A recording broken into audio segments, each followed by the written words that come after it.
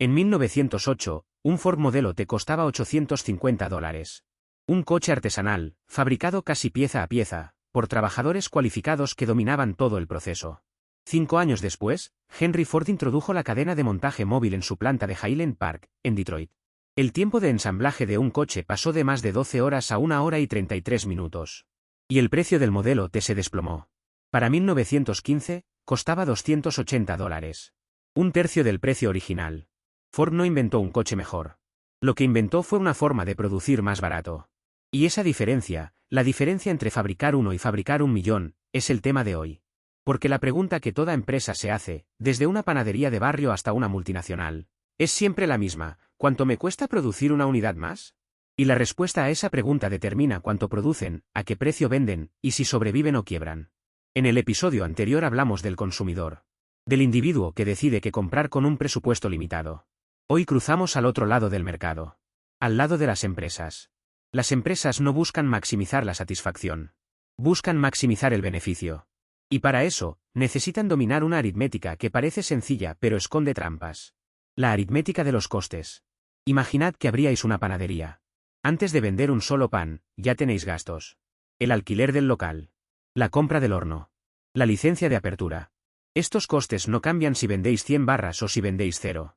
Son fijos. Los costes fijos. Ahora empezáis a producir. Necesitáis harina, agua, levadura, sal. Necesitáis electricidad para el horno. Necesitáis pagar a los panaderos por cada hora que trabajan. Estos costes sí cambian con la cantidad que producís. Cuanto más pan hacéis, más harina gastáis. Son los costes variables. La suma de ambos es el coste total. Y parece un concepto sencillo. Pero aquí viene lo interesante. Los costes fijos son irrelevantes para las decisiones de producción. Suena contraintuitivo, pero es una de las ideas más importantes de la microeconomía. El alquiler ya está pagado, hayáis vendido 1.000 barras o ninguna. Es un coste hundido. Ya ha pasado. No lo podéis recuperar. Y las decisiones sobre cuánto producir mañana no deberían depender de lo que ya habéis gastado ayer. Lo que sí importa, lo que determina cada decisión de producción, es cuánto cuesta producir una unidad más. Una barra más. Un coche más. Una camiseta más. A eso lo llamamos coste marginal. El coste marginal es el aumento en el coste total cuando producís una unidad adicional. Y tiene un comportamiento peculiar. Imaginad vuestra panadería otra vez. Tenéis un horno y un panadero. Contratáis un segundo panadero. La producción se duplica, más o menos. El coste de ese segundo trabajador se reparte entre muchas más barras. El coste marginal baja. Contratáis un tercero. La producción sigue subiendo, pero quizás ya no tanto. El horno tiene un límite.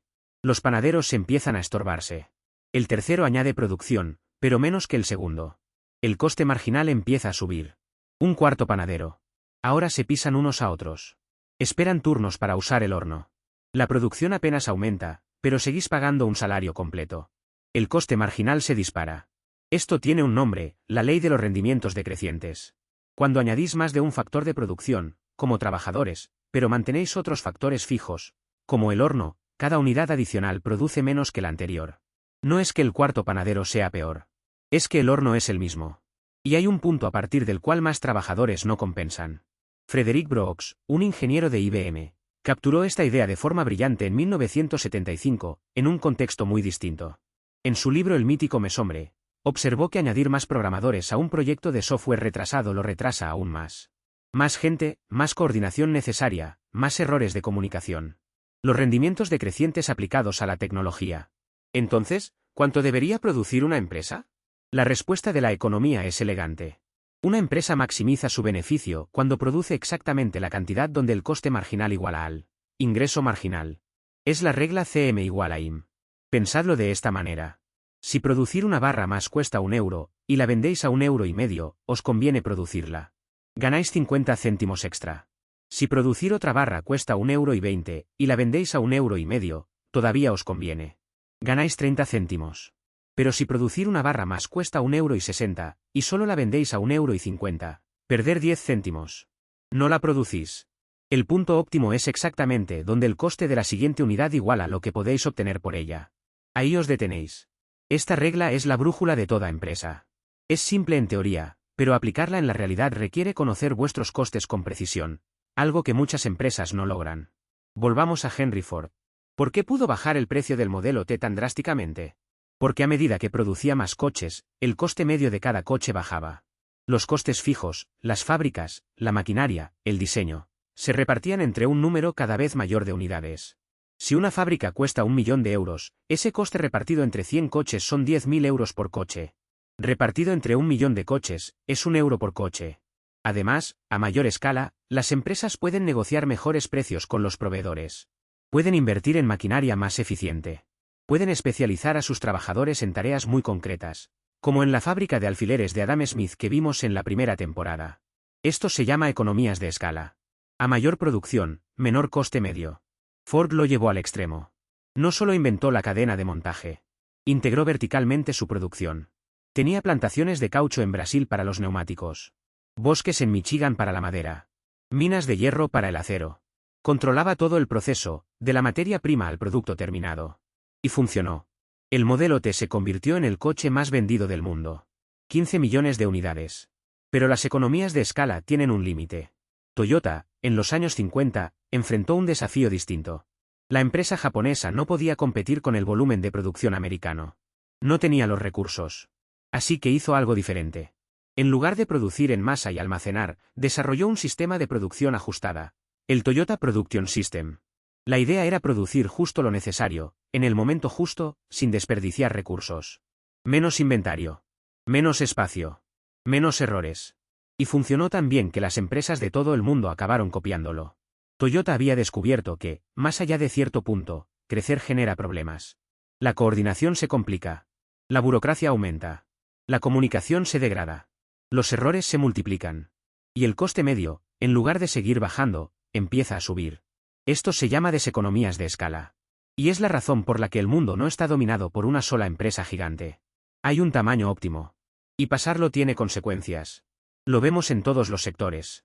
Las cervecerías artesanales prosperan junto a las grandes multinacionales. Los restaurantes familiares compiten con las cadenas. Las startups tecnológicas superan a corporaciones con miles de empleados. No porque sean más grandes, sino precisamente porque no lo son. Cuando una empresa es pequeña, puede reaccionar rápido, innovar sin comités, y adaptarse al mercado. Cuando crece demasiado, necesita capas de gestión, procesos estandarizados y reuniones para decidir cuándo tener la siguiente reunión. El coste de la complejidad se come las ventajas del tamaño. La estructura de costes de las empresas no es un concepto abstracto. Afecta directamente a vuestras vidas. Cuando una empresa tiene enormes economías de escala, tiende al monopolio natural. Solo una empresa puede servir al mercado eficientemente. Pensad en el suministro de agua, las redes eléctricas, las vías de tren. Tener dos redes paralelas de tuberías de agua no tiene sentido. Así que una sola empresa controla el mercado. Y el gobierno tiene que regular los precios para proteger al consumidor. Cuando los costes fijos son muy altos, se crean barreras de entrada. No cualquiera puede abrir una fábrica de semiconductores. Cuesta miles de millones. Eso limita la competencia y puede llevar a precios más altos. Y los rendimientos decrecientes explican por qué, en muchos países en desarrollo, añadir más tierra de cultivo produce cada vez menos alimentos adicionales. No es solo cuestión de tener más tierra.